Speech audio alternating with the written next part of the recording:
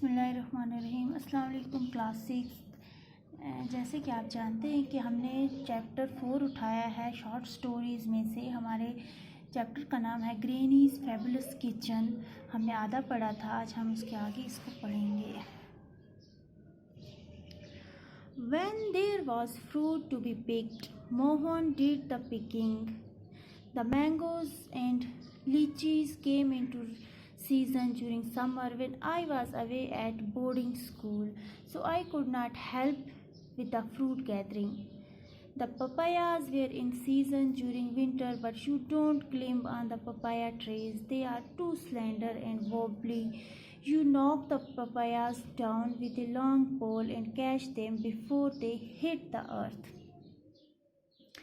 ये कहता है, जैसे हमने पढ़ा कि ग्रैनीज़ का फैबुलस किचन, उसमें ये कहता है कि ये कुछ डिशेस के पहले इसने नाम बताए होते हैं। और ये कहता है कि जब कभी भी ग्रैनी वनीला या चॉकलेट फज बनाती है तो मैं मोहन को देता हूँ। मोहन जो होता है वो गार्डनर का बेटा होता है और हम दोनों साथ मिल के ट्रीज़ पे, पेड़ों पे चढ़ते हैं, क्लिम करते हैं। अब आगे ये कहता है when there was fruit to be picked, कहते हैं कि जब फ्रूट्स को पिक करना होता है, Mohan did the picking, Mohan picking करता है। The mangoes and लीचीज came into season during summer when I was away at boarding school.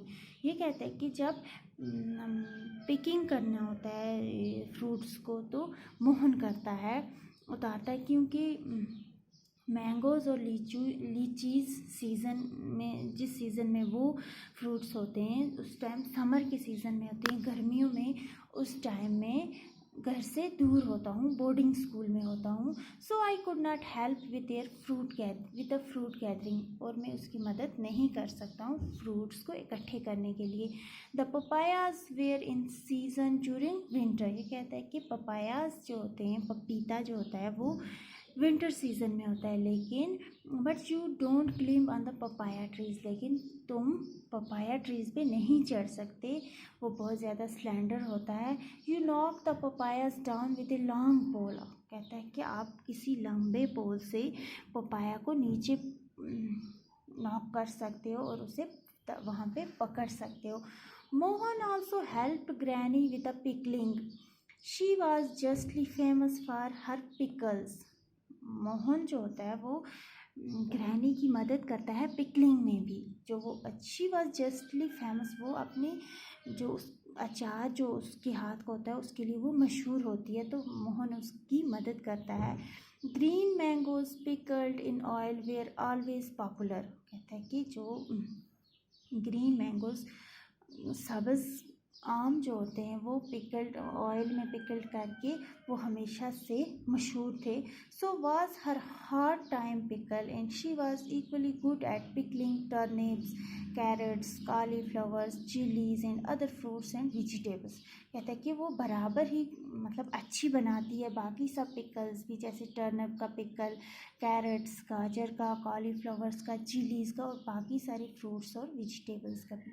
She could pickle almost anything from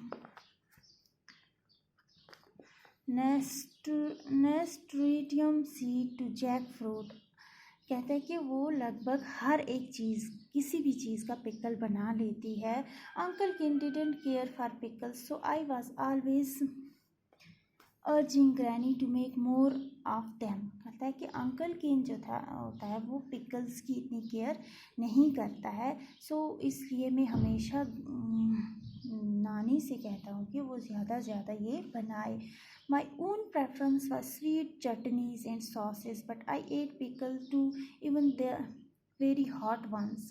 कहता है कि मेरी प्रेफरेंस होती है कि मैं चटनी, मीठी मीठी स्वीट चटनी और सॉसेस खाऊं, लेकिन मैं पिकल भी, मैं अचार भी खाता हूँ, जबकि वो ज़्यादा मतलब हॉट वन भी होते हैं तब भी मैं खाता हूँ।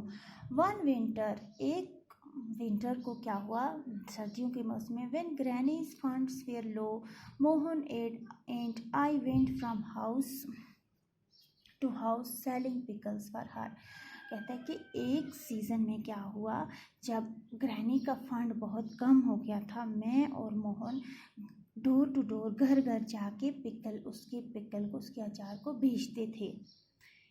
In spite of all the people and pets she fed, Granny was not rich.